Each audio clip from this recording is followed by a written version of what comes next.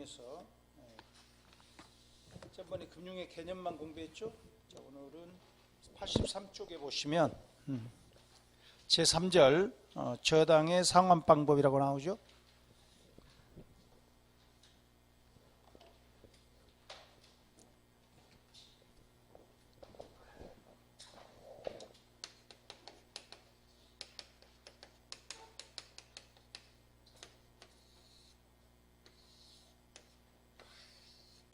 자, 은행은 저당권을 받고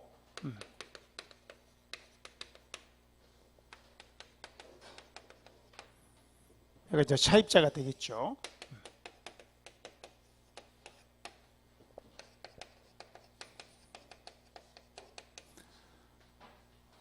저당권을 받고 돈을 빌려준다. 근데 이때 빌려줄 때 일시불로 빌려줘요. 일시불이란 말은 목돈이란 뜻이죠. 목돈으로 빌려준다. 그러고 나면 은행은 매년 또는 매월 원금하고 이자를 합해서 받을 권리가 있겠죠. 그때 이제 분할 상환한다 그래요. 목돈 빌려주고 쪽에서 푼돈 받는다 이거죠. 그래서 은행은 뭘 갖고 있느냐, 이 상태가 되면 은행은 저당 채권을 가지고 있다라고 이야기해요. 저당 채권자가 되는 거예요. 저당 채권자가 됐다. 이때 권자는 이제 돈 받을 권리죠. 권자가 권리권자니까. 그래서 저당 대출하고 이제 저당 채권이란 말이 생겨나는데 거의 동의어처럼 씁니다. 영어로는 이제 우리가 모기지 론하고 이야기하는 거예요. 근데 이 모기지 론을 번역을 할 때 저당 대출이라고 많이 번역을 하죠. 근데 대부라고 해도 돼요. 대출 같은 말로 대부 같은 말이죠. 그래서 이쪽 방향으로는 대출이지만 이걸 받을 권리 입장에서 보면은 이것하고 이것하고 합해서 저당 채권이라고 불러요. 다시 한번 이쪽 방향으로 뭐요? 저당 대출. 이쪽 방향으로 가는 건 은행 입장에서 쓰는 용어예요. 은행 입장에서 쓰는 용어 저당 대출. 그러면 은행은 두 가지를 가지게 되죠. 이 두 개를 합해서 뭐라고요? 저당 채권.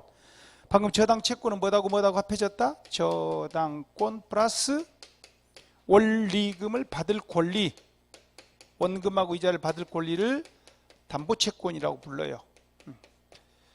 그래서 이 저당권은 담보 물권의 한 종류죠. 담보 물권의 한 종류다. 그래서 물권하고 채권하고 한 덩어리가 됐어요. 이걸 갖다 우리 뭐라 불러요? 수반성 또 부종성 그래요.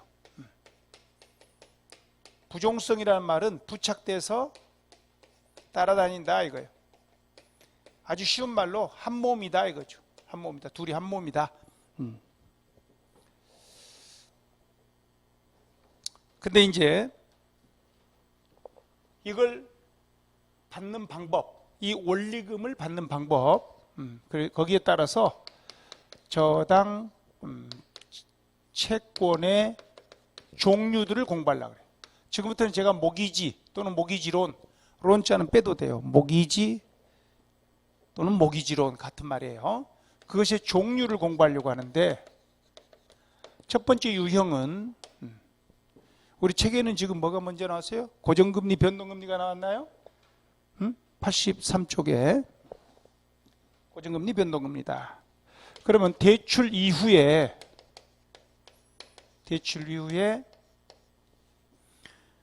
원금하고 이자를 받는데 그때 대출 금리를 조정할 수 있느냐 그 여부에 따라서 조정할 수 없다. 그럼 뭐가 돼요? 고정금리 저당 대출이 일어났다라고 이야기하고 조정할 수 있다. 그러면 변동금리로 저당 대출이 일어났다라고 이야기하겠죠. 자, 이번 두 번째는 매월. 근데 우리 시험 문제는 매월로 출제를 하면 너무 어려워요. 왜 12번으로 쪼개야 되잖아. 그래서 출제위원들은 매월로 출제를 안 하고 매년으로 많이 출제합니다. 그럴 때 원금하고 이자를 갚아나가는 방식에 따라 첫째, 원금을 균등하게 분할 상환한다. 그런 저당대출 상품. 근데 이자라는 것도 지불해야 되잖아요. 그러면 여기다 원금에다가 이자를 더하면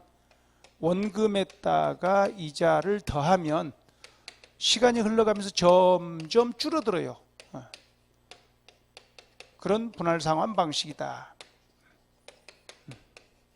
다시 한번, 원금 균등이라는 말은 원리금, 체감이라는 말과 같다. 두 번째, 원금하고 이자를 합해서 균등하게 분할 상환하는 저당대출이다. 세 번째는 원금하고 이자를 합해서 점점 많이 갚아나가는 채증식도 있다. 방금 체감식이었죠?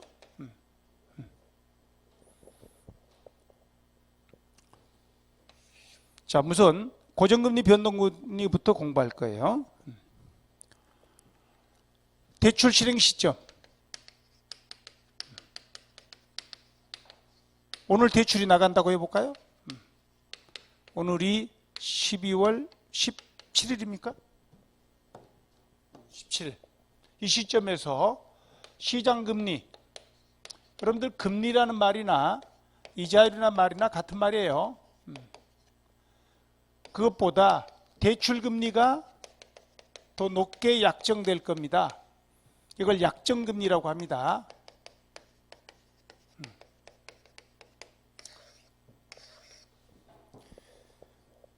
만약에 시장금리가 연 2.0%고 이게 연 4.5%다. 그럼 2.5포인트 차이가 있죠? 저 2.5포인트 차이가 있어야 은행은 돈을 싸게 빌려와서 비싸게 빌려주죠. 그 간격이 커야 점포 임대료도 내고 직원들 급여도 주고 약간 이윤도 챙기고 저 간격이 커야 돼. 근데 이제 대출금리 4.5%는 무엇으로 구성돼서 4.5%냐? 세 가지로 구성되어 있는데 이번 진도에서는 그 내용을 말하지 않겠어요. 그냥 그렇게 돼 있대. 궁금하면 다음 달에 또 오셔야 돼. 그런데 이게 이제 고정시키기로 했단 말이에요. 고정시키기로 했다. 근데 대출이 일어나고 나서 한 2년 후에 보니까 고금리 시대가 올 수도 있고 대출이 일어나고 한참 시간이 흐르니까 또 저금리 시대가 올 수도 있죠. 저도 세상은 그리 많이 안 살았지만 지금까지 이렇게 저금리 시대가 된 적이 없었어요. 그러죠? 그래서 지금 아주 저금리 시대가 됐는데 옛날에 불과 한 10년 전만 하더라도 꽤 금리가 비쌌습니다. 자, 대출 이후에 2년이 경과됐는데 시장이라는 애의 성질은 늘상 변동한다는 성질을 갖고 있죠. 그래서 이게 상승을 해버린 거야. 2%였는데 얘가 3%가 됐다고 합시다. 3%가 됐다. 그리고 대출금리는 그대로 고정되어 있는 거예요. 4.5 이대로 4.5 고정되어 있단 말이에요. 고정. 그러면 간격이 어때요? 좁아졌죠? 이렇게 됐단 말이에요, 지금. 그러면 대출자인 은행은 기분 좋아요, 나빠요? 대출자인 은행은 기분 나쁘죠? 이걸 뭐라고 부르느냐? 이걸 대출자의 금리 위험이라고 불러요. 상대적으로 얘는 유리하게 됐단 말이에요. 그죠? 그래, 고정금리로 빌리길 잘했어. 변동금리로 빌리는 것보다는 유리해. 변동금리보다는 유리하다. 변동금리 조건보다는 유리하게 됐다 이거예요. 그런 뜻이죠? 뭐 은행보다 유리하다는 뜻이 아니라, 자, 상대적으로 유리하다 그러니까 대출자보다 유리하다 그 뜻이 아니에요. 변동금리 조건보다는 유리하다 이겁니다. 네. 자, 다시 한번 아주 중요한 단어가 하나 나왔다. 이 금융편에 오면 투자이론, 저번 주에 공부할 때 투자이론 입장에서는 용어가 돈을 빌려오는 와서 투자했잖아. 저번 주에 공부했던 투자이론은 차입자 입장에서 용어가 만들어졌어. 근데 오늘 금융편에서는 은행 입장에서 모든 용어가 만들어진 거야. 그러니까 이 단어가 없어. 금리 위험이 돼. 그러면 누가 위험해? 차입자가 금리 위험이야? 은행이 금리 위험이야? 은행이 금리 위험이라는 거예요. 아시겠죠? 다시 한번 투자이론은 누구 입장에서 용어가 만들어졌다? 투자자. 돈을 빌려와서 투자하는 사람 입장에서 용어가 만들어졌어요. 근데 금융이론에 오면 오늘 공부하는 금융이론에서는 대출자 입장에서 용어가 만들어져 있다.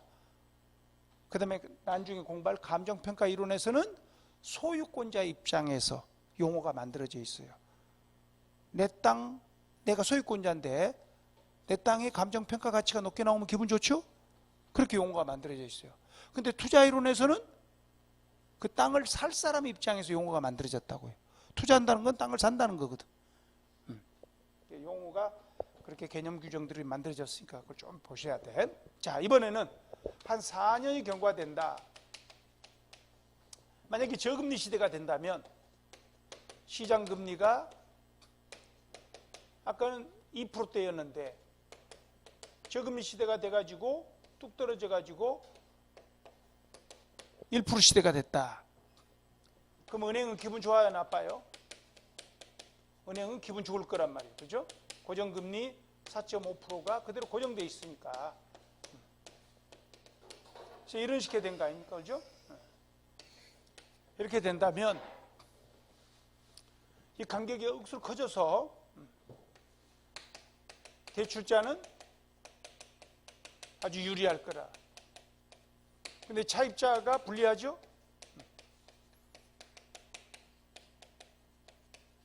차입자가 불리하더라.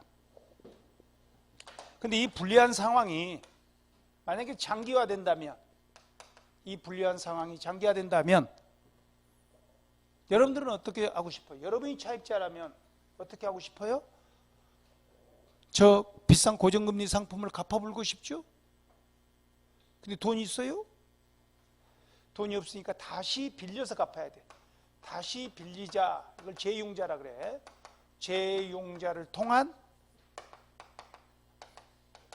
조기 상환이 일어난다. 또는 중도 상환.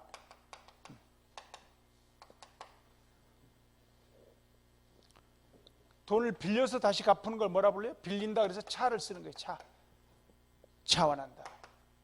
은행 입장에서 뭐라 그래? 바꿔서 빌려준다 그래서 대환한다 그래. 은행 입장에서는 대환이라 부르고 우리 입장에서는 차환한다 그래. 좀 더 고급스럽게 이야기하면 뭐라 그래? 아주 고급스러운 용어로 갈아탄다 그래. 갈아탄다. 고정금리에서 변동금리로 갈아타는 거예요. 아시겠죠? 중도상환해가지고 중도상환하여 저금리로 갈아탈 거란 말이에요. 고정금리를 그대로 고정금리로 갈아탈 수도 있어요. 왜? 고정금리도 같이 떨어졌거든. 지금 다시 고정금리로 대출 받는다면 옛날의 고정금리보다 지금 고정금리로 다시 대출 받는다면 고정금리 자체가 떨어진 거야. 또 변동금리로 갈아탈 수도 있고 중도상환하게 됩니다. 그러면 은행 입장에서는 고금리가 들어오다가 저금리가 들어올 거 아닙니까? 이렇게 돼버리면 은행 입장에서는 다시 기분 나쁘죠? 갈아타버리면 기분 나빠. 그런 걸 뭐라고 하냐? 은행은 중도 상환